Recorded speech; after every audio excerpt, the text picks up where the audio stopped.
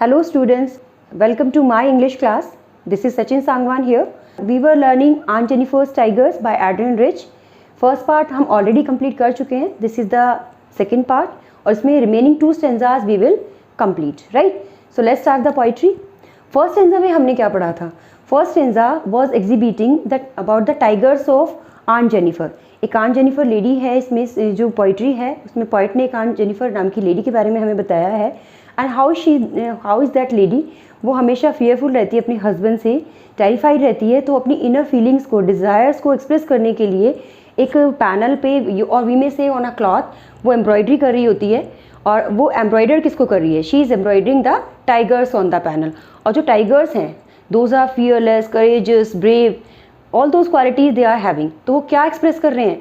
वो उसकी aunt Jennifer की इनर सप्रेस फीलिंग्स को वहाँ पर एक्सप्रेस कर रहे हैं. तो फर्स्ट स्टेंजा में हमने ये सब पढ़ा. सीधा नेक्स्ट स्टेंजा नाउ.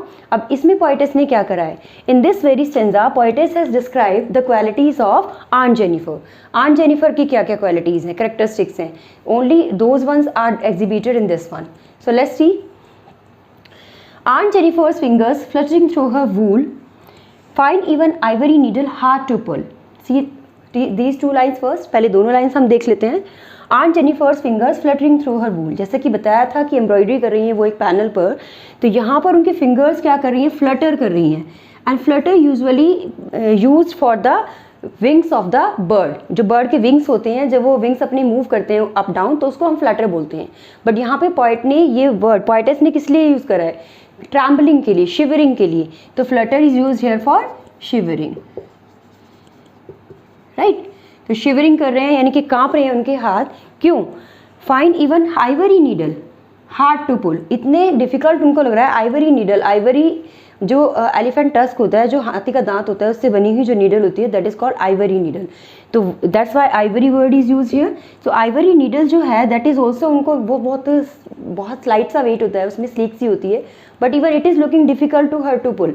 यानी कि उनको इतना ज़्यादा वो डरी हुई हैं अपने हस्बैंड से, इतना ज़्यादा सप्रेस्ड हैं, फियरफुल हैं कि उनको वो हैवी लग रहा है बहुत ज़्यादा नीडल भी यूज़ करना, right. So find even ivory needle hard to pull. और उनके हाथ ट्रैम्बल कर रहे हैं, कांप रहे हैं डर के मारे, या weakness we may say. Both are the things we may say, because of weakness और because of the fear of her husband. Both are right here. See the next one. The massive weight of uncle's wedding band sits heavily upon Aunt Jennifer's hand. The massive weight of Uncle's wedding band sits heavily upon Aunt Jennifer's hand. As Aunt Jennifer is married, she is having a ring in her finger. Aunt Jennifer married है तो एक ring उन्होंने अपनी finger में पहनी हुई है, और उनको उस रिंग का वेट जो लग रहा है, हैवी लग रहा है, मासिव वेट, ज़्यादा लग रहा है. मासिव मीन्स बहुत ज़्यादा वेट होना किसी चीज़ का, so much weight. And heavy it is, she is feeling, sits heavily, it means that is sits on her finger and feel heavily. तो उनकी फिंगर पे उनको क्या लग रहा है? अपने हाथ में उसका वेट बहुत ज़्यादा लग रहा है. Reason is that the ring is not so heavy. Ring बहुत हैवी नहीं है, but the reason is that band is having so many responsibilities. Marriage के साथ वो बहुत सारी रिस्पॉन्सिबिलिटीज़ उन्होंने कैरी करी हुई है. And because of that, heaviness of the responsibilities in her married life, restrictions which are imposed on her, जो restrictions उन पर थोप दी गई हैं, जो married life की उनकी restrictions हैं, responsibilities हैं, तो वो सब क्या है यहाँ पर? उनका weight बहुत heavy है. That is massive. I hope these 4 lines are very clear to all. Let's see the figures of speech also.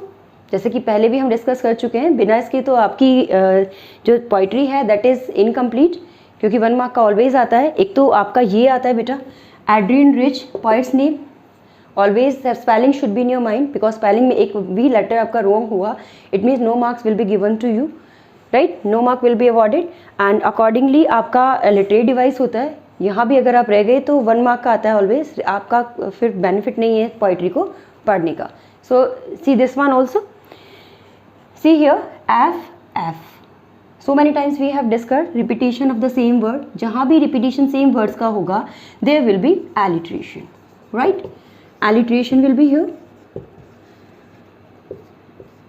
So कौन सा figures of speech यहाँ पे यूज हुआ है?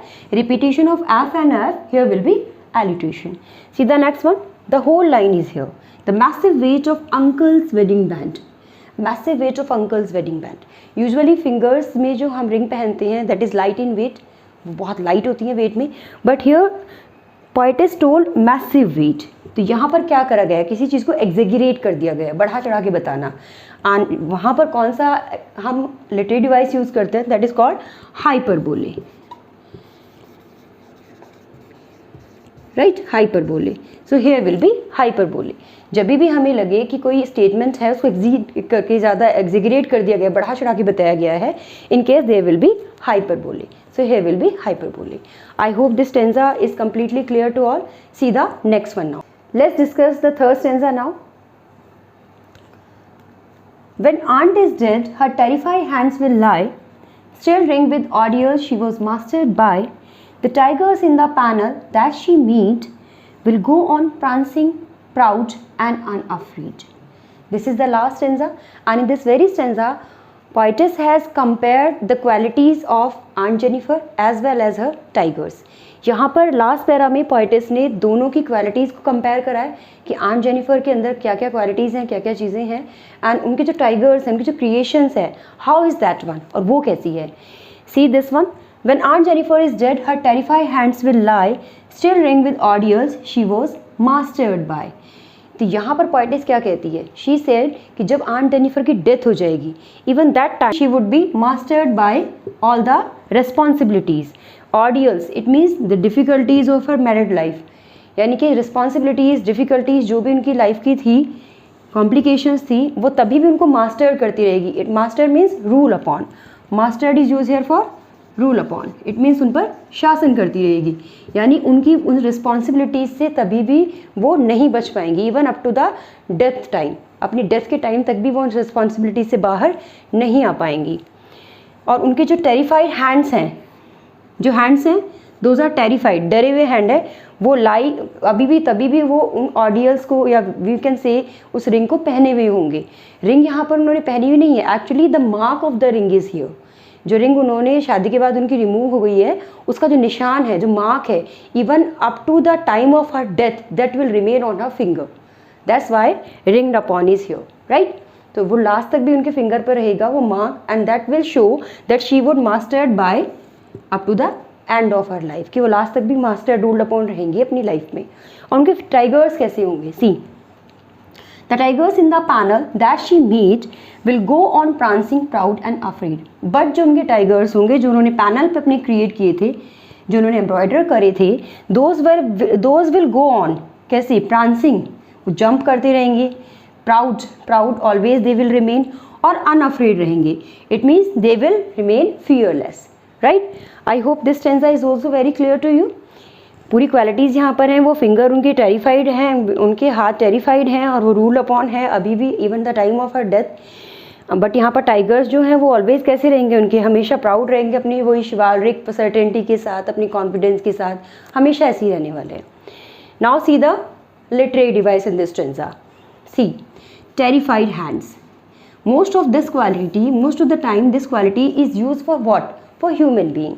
ह्यूमन बीइंग के लिए डरने वाली क्वालिटीज़ यूज़ करिए, बट यहाँ पर क्या है, hands are terrified, and hand is not a human being, it is a part of our body. ये कोई ह्यूमन बीइंग नहीं है, but the poetess has used it as, behave with it, और टॉक और handle it like a human being. So यहाँ पर क्या होगा, देयर विल बी पर्सनिफिकेशन। कौन सा लिटरेरी डिवाइस होगा, पर्सनिफिकेशन। व्हेनेवर वी, जब भी हम क्या करते हैं, किसी नॉन लिविंग थिंग को एक लिविंग थिंग की तरह ट्रीट करें, एक ह्यूमन बीइंग की तरह ट्रीट करें, in case there will be personification, and this is, hand is not a non-living thing, but it is the part of a human being, it is not a human being, that's why personification will be here. Terrified hand, personification,